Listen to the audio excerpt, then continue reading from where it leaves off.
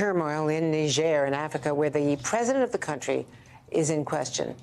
His power is in question after an attempted military coup. Today, Niger General Tiani appeared on state television claiming to be the president of a transitional council that has tried to seize power. Joining me now is NBC's Pentagon correspondent Courtney Kube in the capital, the only U.S. correspondent on the ground in the country. Courtney, the State Department is saying this is a very fluid situation, and they are not calling it a coup, which is a legal determination. They say he is still the president, and the UN ambassador, Linda Thomas-Greenfield, spoke with him just Thursday. Tell us what you know.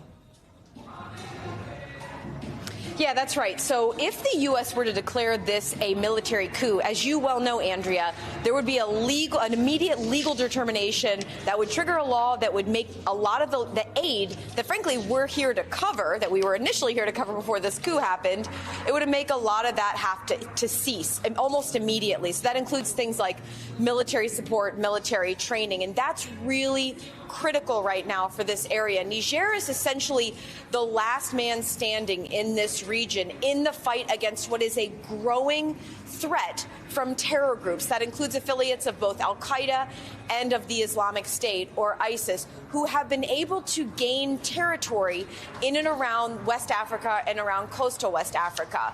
So if, in fact, the U.S. were to declare this a coup, that would have real security implications. But as you mentioned, the head of the Presidential Guard Services, they are the ones, remember, who just two or 3 days ago now began to hold the current president, the democratically elected president, in his residence. Now, the head of that elite and well-equipped unit is now declaring himself the president here. The U.S. still not saying that they recognized him as any kind of the leader here, Andrea. And I referenced the UN ambassador who knows all of these leaders. She said, or her office said, that after that conversation, Ambassador Thomas Greenfield reiterated that the United States condemns in the strongest terms any effort to seize power by force.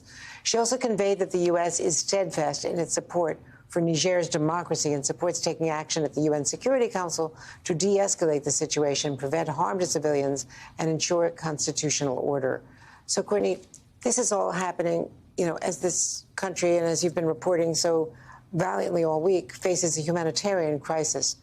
Describe what you've seen, the people you've talked to. Yeah, that's right. I mean, I don't think that Americans can fully understand just how dire the humanitarian situation really is here. Number one, malaria. We went and saw how USAID is literally on the front lines trying to stop the spread of malaria here. Roughly 1 in 3 Nigerian citizens will be affected by malaria this year. In addition to that, essentially the entire country lives below the poverty line. It's one of the poorest countries in the world. So when you look at that and other poor access to health care, very little electricity, when you look at all of that combined, it makes it a very vulnerable population to outside terror networks. And when you have any kind of instability, like a government being overthrown and the potential for some sort of a military coup, all of that just makes it a more dangerous situation for the people here in Niger, Andrea. And as you've been reporting also, let me just reaffirm that contrary to what anybody might see online from Russia, which is propaganda from the Wagner Group, as well as the Putin Kremlin, this is the one country, or at least one country in Africa, which has not welcomed in the Wagner Group, the mercenaries who have been ripping off Mali and other of these, other countries in Africa for their wealth, their mineral wealth, their gold, their diamonds, to the, Richard Engel has reported billions of dollars being ripped off by these dictators, welcoming them in as private security forces to hold down the people and enslave the labor force. And Niger has not done that, and that's why, as security is trying to help Niger prop up its democracy. Courtney. That's right, exactly. And the Wagner Group has not been present here, but there's a real concern that already we've heard Vladimir Putin say that the Russians would be able to help restore security to this nation if necessary.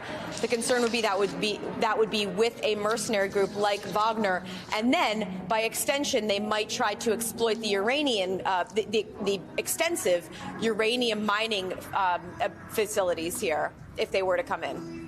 Yeah, it's a throwback to the Cold War geopolitical superpower struggle over these African areas, African countries now. They used to be colonies. Courtney Kube, thanks so much to you. Please stay safe, my friend.